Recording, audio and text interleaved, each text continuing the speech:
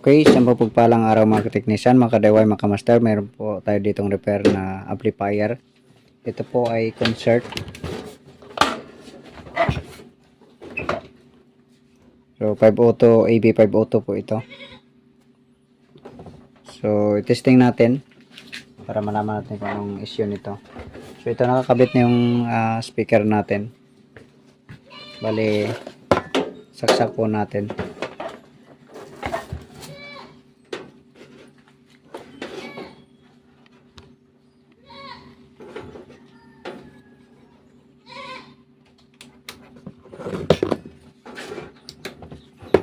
Ito, saksak natin. Power on natin. May power naman siya. Gumagana ang kanyang fan. Pero walang sound ito. Hindi nag-on ang kanyang relay. Sabi may problema ito sa main amp. Tapos nasilip ko dito sa labas kanina, yung isang fuse ay putok. So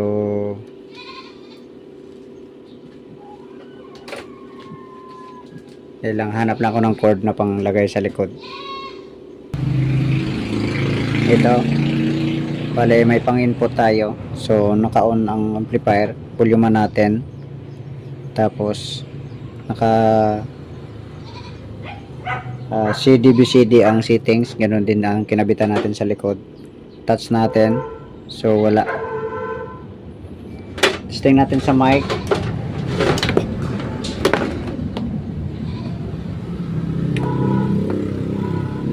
Wala rin. Ayan. Okay, sige, buksan po natin ito, samahan nyo po ako. So kadalasan sa amplifier, kapag may power tapos walang sound, so ang unang i-check natin ang main amp. Pag okay ang main amp, dito tayo sa tone control. Kung okay ang tone control, baka dito sa input sa likod, or di kaya yung mga switch dito, ito may selector para sa speaker ito. Okay, so buksan na natin to.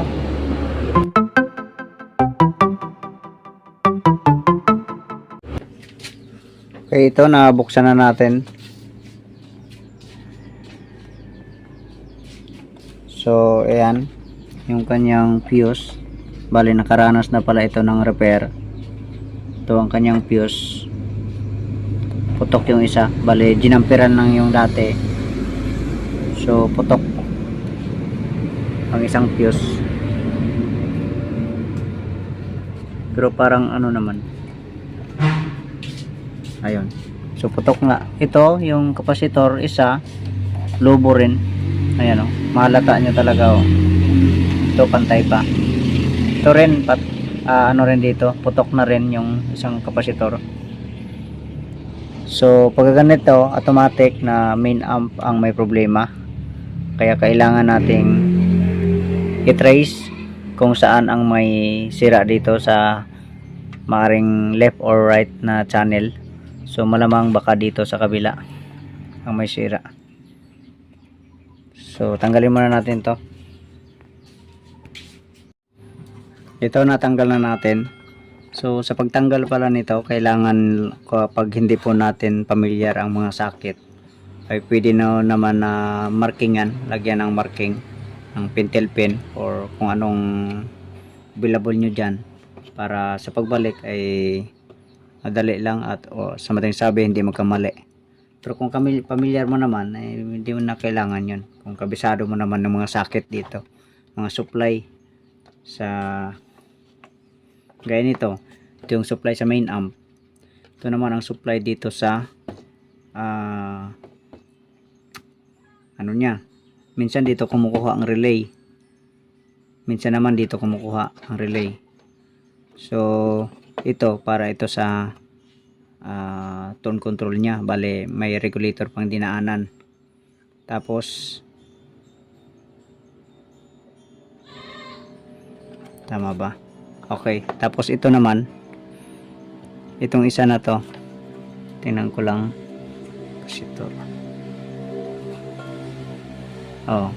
ito namang isa, ay para ito sa pan, para sa pan. Ayan. So ayan, output na socket, tapos ito naman yung input na socket. Ito. So ganyan lang. Tapos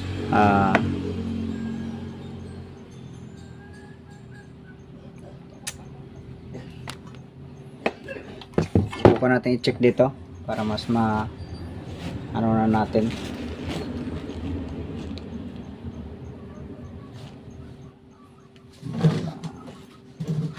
Kunin ko lang yung tester ko. Ito, nakuha na natin ang tester. So ang palatandaan natin ngayon ay check natin itong power transistor na nakakabit sa board. So mas malalaman natin ngayon kung saan banda ang shorted. So ang range po natin ay times 1. Ayan. So dito tayo magsimula. Bale yung pinaka-collector, yung gitna na paa, yun ang gawin nating base. Halimbawa itong negative nito ay lagay natin dito sa gitna. Ayan. Tapos i-check natin dito. Kung mapansin nyo yung reading, ayan. Kung mapansin nyo yung reading, ayan, ganyan lang siya. So mataas ang reading niya. Ito sa kabila, ayan, medyo bumaba. Ayan. I-reverse natin, lagay natin yung positive sa gitna sa collector. Ayan. So yan ang reading niya. Yun. So NPN po ito na transistor. Ayan. So tandaan, tingnan nyo lang muna, compare natin sa iba. Ito, gawin natin negative ang base, yung gitna. Itong negative na itong gitna natin. Ayan, so mababa lang. Ayan. Mataas pala ang reading. Ayan. Yun. Ito yung natin, pagkabaliktad, ni-reverse natin. Dito, pangatlo tayo. Ayan. Ito yung negative ang gawin natin gitna. Common. Ayan. Reverse natin. So halos magkapareha sila ng reading. Dito. Ayan. Gitna. Ang gawin nating base ang gitna. Ayan. So mapansin mo, halos mapansin natin ang apat na ito magkaparehas halos ang reading. Pag nakagitna, ayan gitna yung yung negative. Dito tayo, ayan ang reading. Dito sa kabila yung pares, ganun din ang reading. Dito tayo sa kabila, balik sa emitter, yan ang reading. Yan. Dito sa kabila, yan. So reverse natin. Yan. So mas tumaas pa siya. Yan. Pero sa kabila, siyempre baliktad ang niyan. Kasi NPN ito kanina PNP. Yan. So dito tayo sa kabilang channel mag-focus. So ito, ang dalawa halos magkaparehas ang reading. Ito din dito magkaparehas ang reading. Kasi nga walang sira dito. Okay, dito tayo sa kabila. Dito, gawin natin negative. Ito yung kabilang channel, bali dalawang pares, 4 na piraso. So check natin. Ayan. Ayun, mataas. Mababa pa lang reading. Mababa ang reading. Ayan Calibrate muna tester. Ayun, nasa 10 ang kasi mahina ang battery nito. So nasa 10 ang pinakasagad niya. Ayan. Reading natin.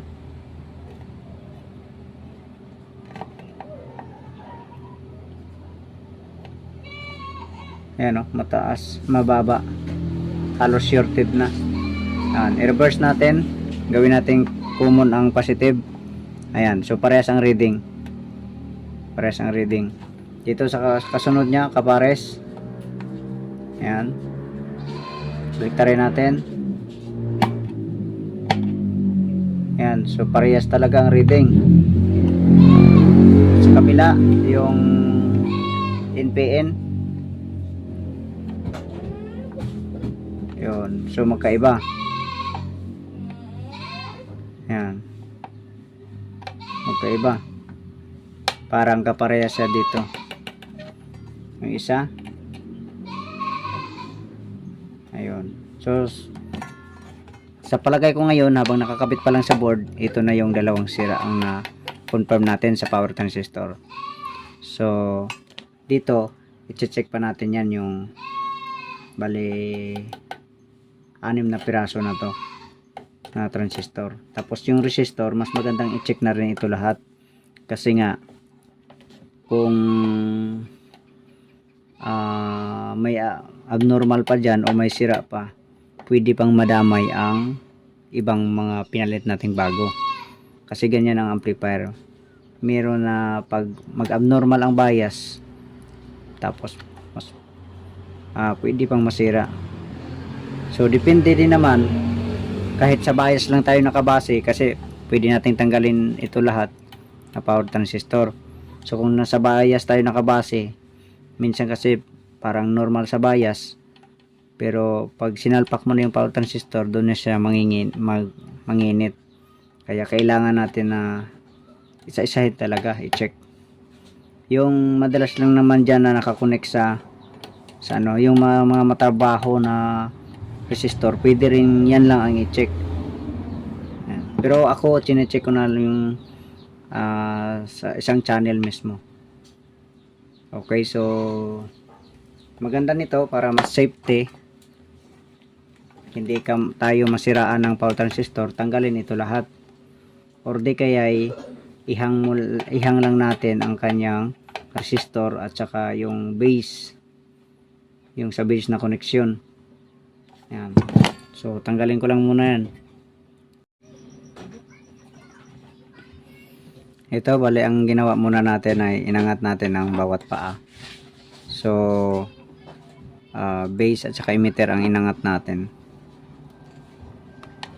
So ito, bali check natin kung talagang sira nga itong dalawa na to. So times 10 ang ating range. Dito tayo. Ito yung lahat dito. Kapag nakadapa ay dito yung base sa nauna, sa unang paa. Okay, so NPN ito yung forward. Yan. Reverse natin, so walang reading. Yan. Mas maganda siguro times 10k na tayo para klaro na yung sira kung saan, at saka kung may leak man ay makikita kaagad. So ito, reverse na tayo. Ayan. So normal, good. Ito, so naka-reverse na tayo. Ito, reverse. Yan, so good, okay siya. Sorry po dahil kalimutan ko pala, isang channel lang yung may sira, pati sa kabila tinanggal ko lahat. So hindi bali, at least maano din natin ito mamaya, ma-check natin yung bias kung talagang parehas. So kapag nakaangat lahat ng transistor, magkabilang channel. So dito na tayo, direct na tayo dito sa kabilang channel, sa suspect natin kanina. Ito, ayan, baliktarin natin. Ayun, so shorted ito sa isa. Ayan,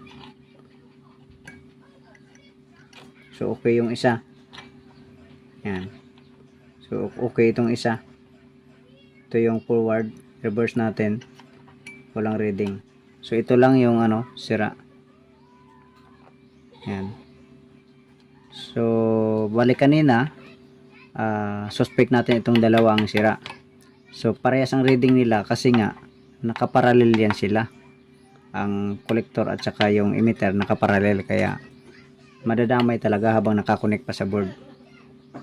Madadamay siya na parang masuspect natin na sira yung isa. So dito naman tayo sa kabilang pares niya. Ayan, forward, reverse, okay, forward, reverse. Ayan, so dito rin sa kabila sira rin ang isa. Ayan, so dalawang pares. Hindi, isang pares pala, bali 2 piraso ang sira kasi isang pares. So ito, sira ditong channel na to, so dito na tayo mag-focus. Ito, hayaan lang muna natin ito para mas ma-compare natin mamaya yung bias kung saan ang mas, kung pantay nga ba. So ang sunod nating trouble, tanggalin natin itong lahat na transistor para mas mapalamig pa.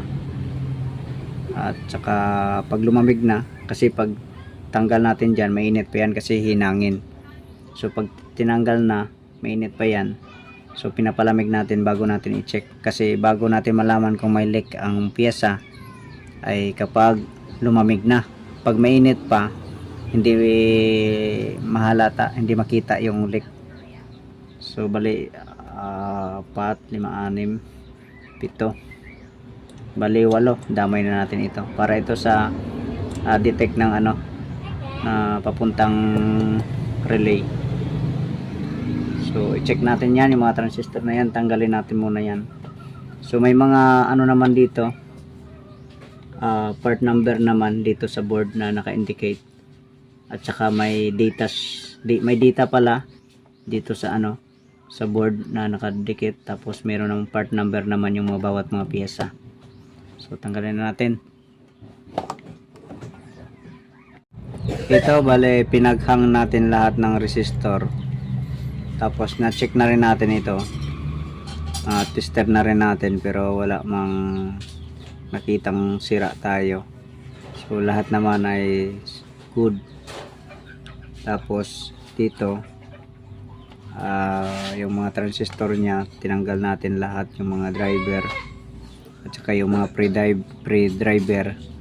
So chinek ko na rin ito, pinalamig tapos chinek, wala namang sira. So good naman lahat. May leaking man pero konti lang, so hindi pa naman siya bad, good pa naman. Itong 4 na to, chinek natin yan, so okay naman. Bale ang nangyari kasi nito, itong amplifier kasi nakakabit ito sa videoke. Nakakabit ito sa videoke yung amplifier na to. So ang nangyari, nung nakita ko pagtanggal ko ng speaker sa likod, yung speaker, yung videoke kasi nila 4 yung yung speaker, bale 2 pares yung wire na nakalabas papunta sa amplifier. Sa madaling sabi, yung 2 amplifier sa kanan ay nakaparallel, sa kaliwa naman ay nakaparallel naman yung 2. So 2 pares lang na wire ang nakalabas tapos nakakonect sa amplifier. Tapos ang ginawa nila, bali isahan lang, sa isang channel lang kinabit yung 2 pares na yun na wire. So ito po,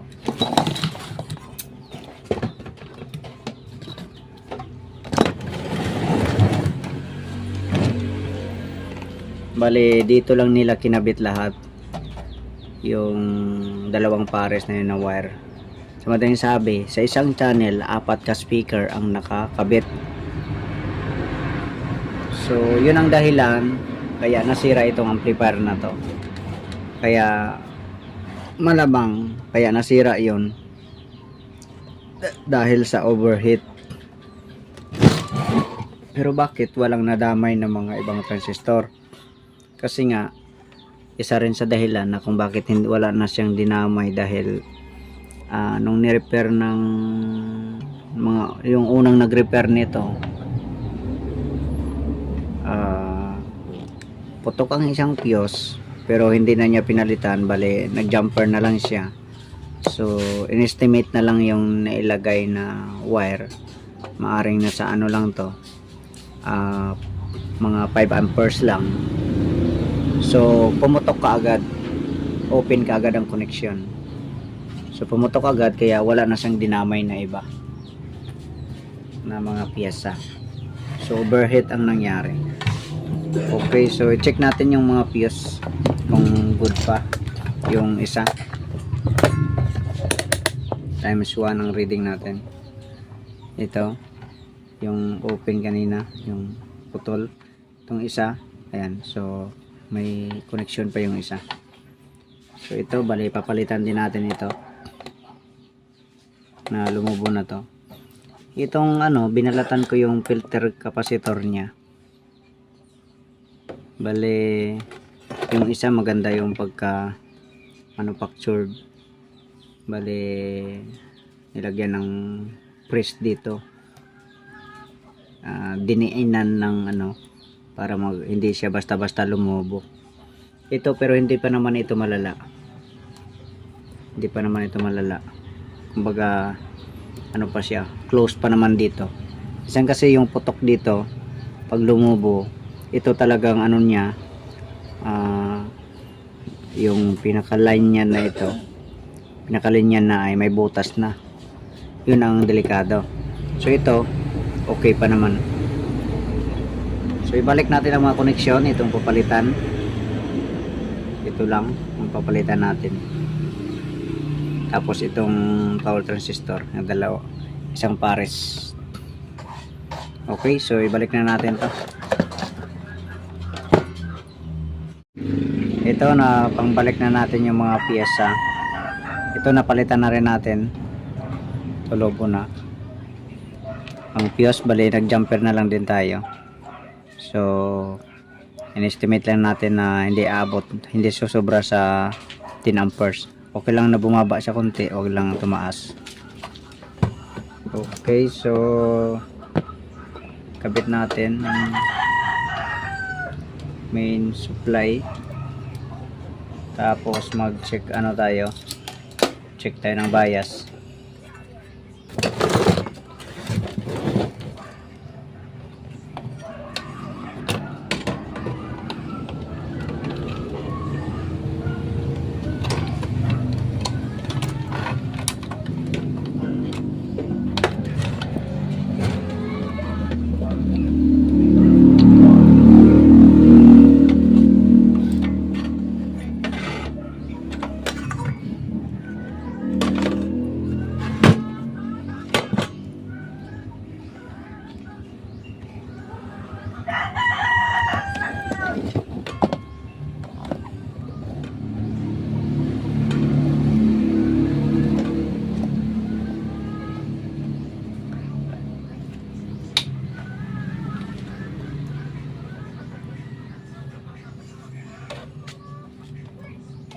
Sige, saksak natin ito. Naka-on na yan.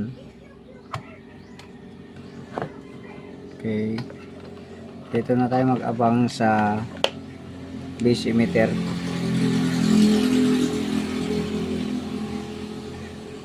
Kaya lang di makita ang tester.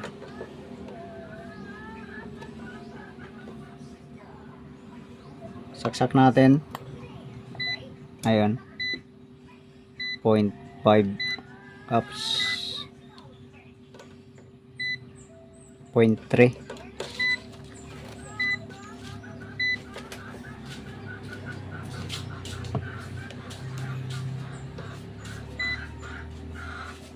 Ayan, 0.3. Negative ang lumalabas. Ayan, 0.3. Kapares niya 0.3 rin, 0.385.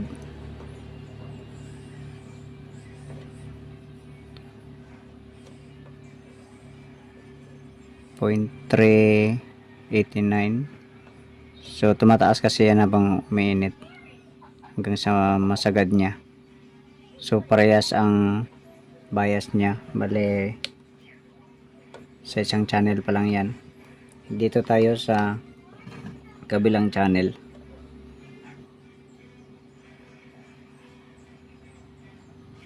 Ayun, so 0.3 rin sa kabila. Ayan, 0.3.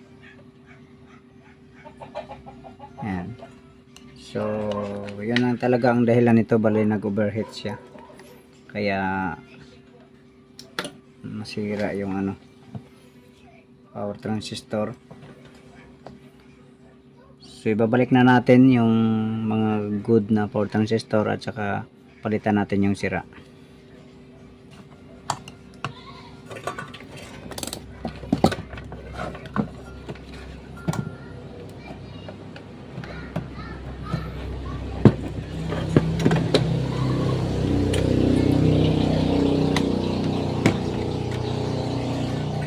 So bali ito kung dalawa ang palitan natin. Ito at saka ito.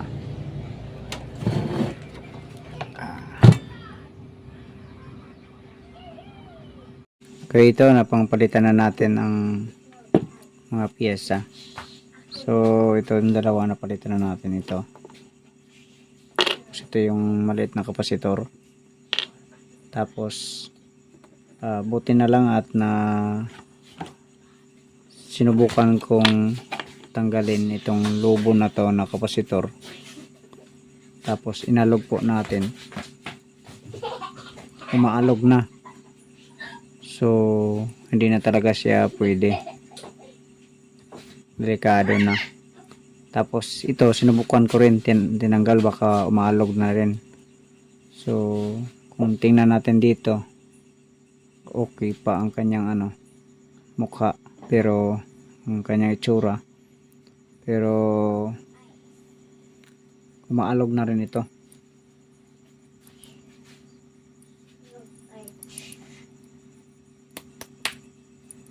Yan.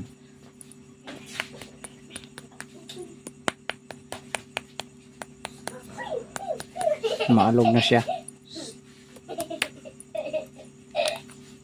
So, at saka magaan na rin. So ito yung available natin. Bale ang orig niya ay 63 volts by 10,000 UF.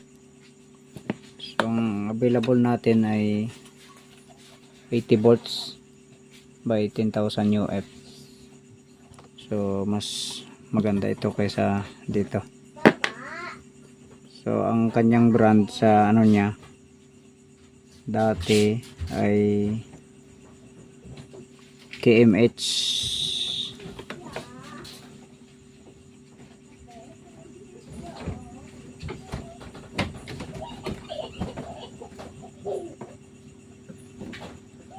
Ito KMH ang kanyang brand. Ayan o. So itong naman pinalit natin ay Rubicon.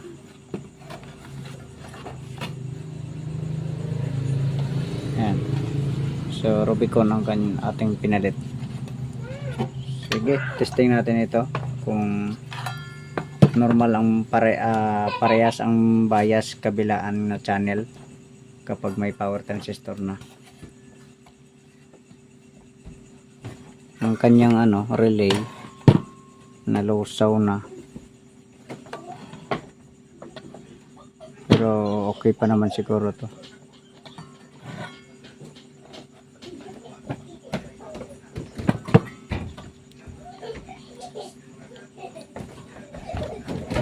Okay, so kabit natin.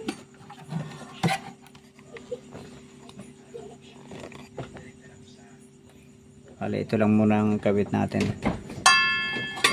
Supply para sa main amp.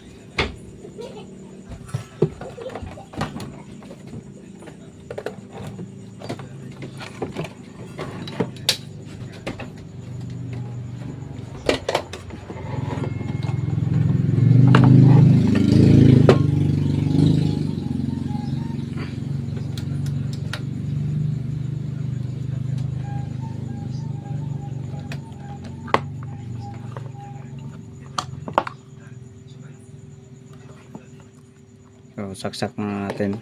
Hindi pa yan naka-on. Hindi ka pa naka-on ng switch. Bale, digital lang gamitin natin.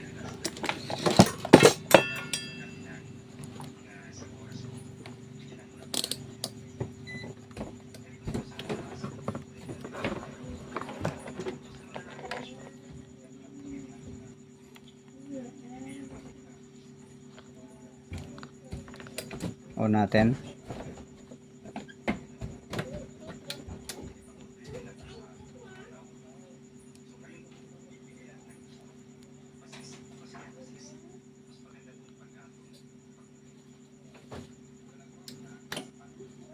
nag-on naman ng ano, kanyang relay.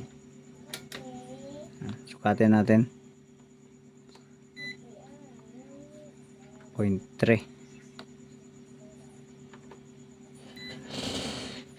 Yan.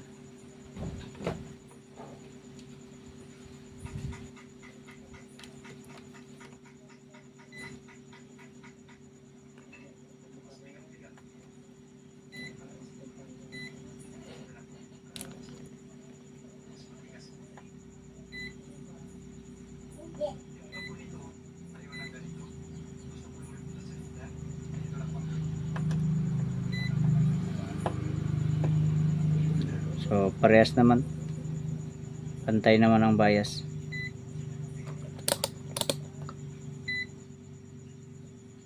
Ayan. So, pantay naman.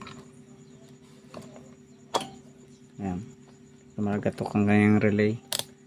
So salpak natin ang ano para matestingan natin ang kung maganda ang sound.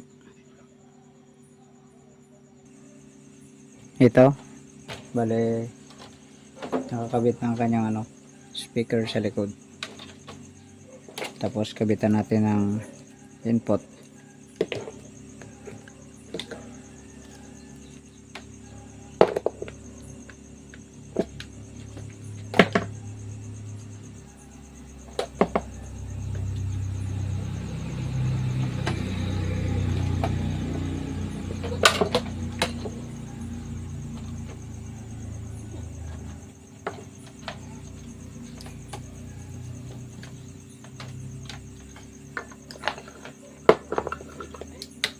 Saksak natin,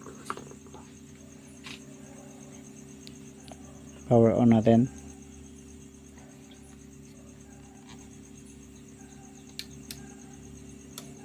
Yun, nag-on ang relay. Yan, ito.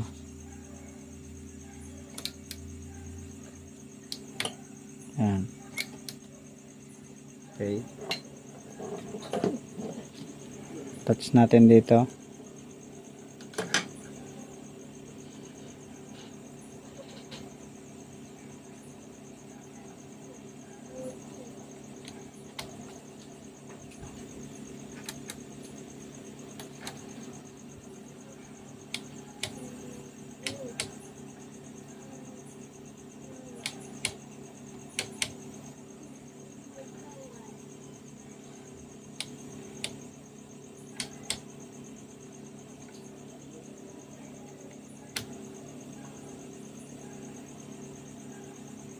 Wala.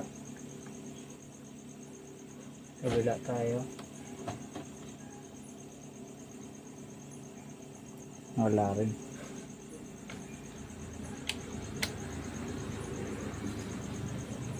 Ano nangyari?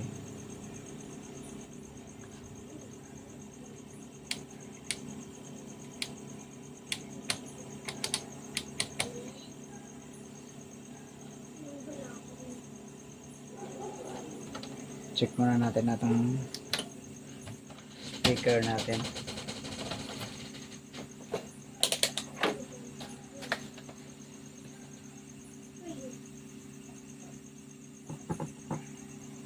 Okay naman.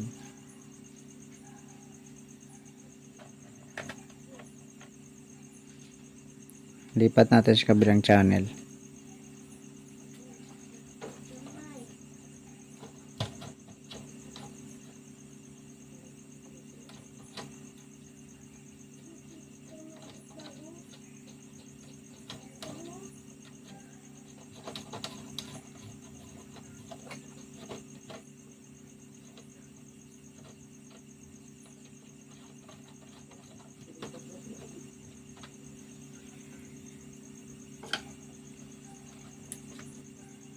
On natin.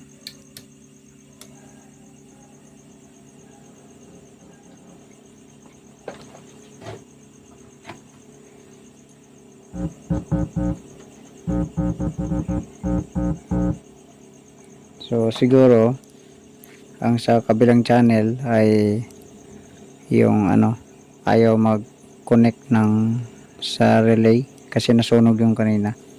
So baka kailangan liyahin yung sa left channel. Ayan o, meron.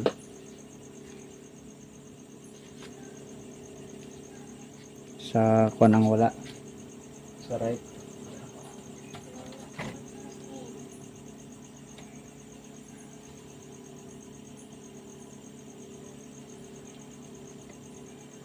Lipat natin.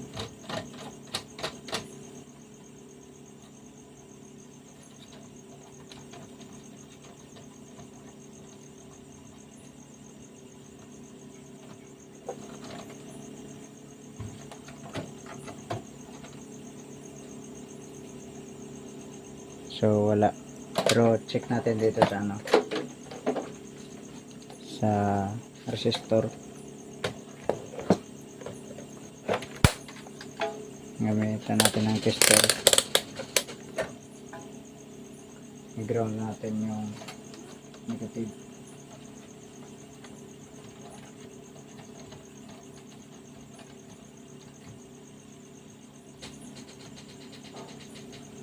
Okay.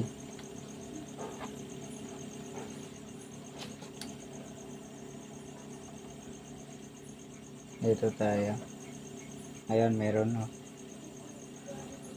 Meron.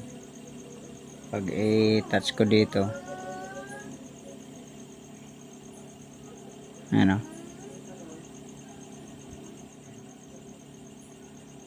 yan, meron.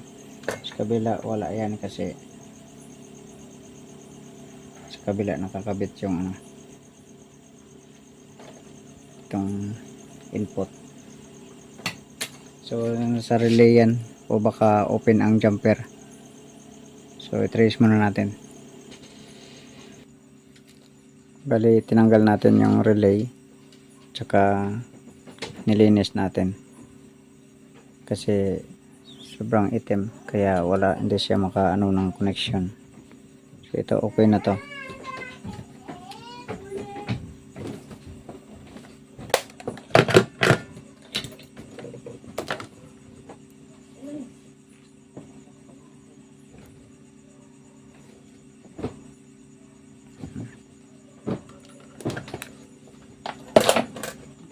Okay, kabit ko na to. Okay, ito. On natin, nakasaksak na siya. On natin. Yan. Volume natin.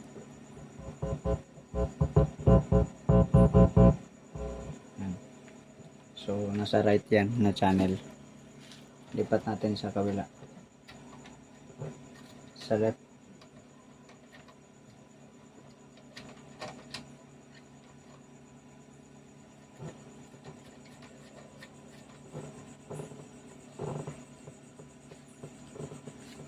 Lipat din natin ito sa kabila.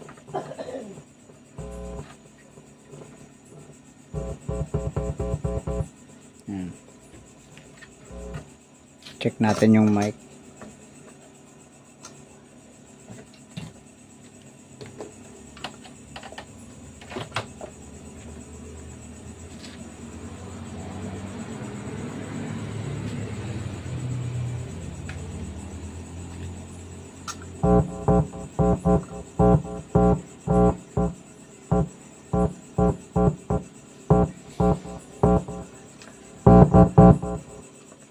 Okay naman ang mic. Okay. Subukan kong pa-music ito. Volume natin.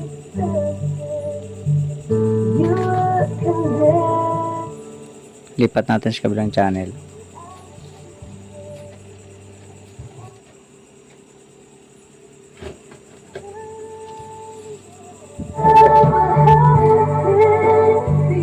Ayan. So, pares naman, normal naman ang sound niya.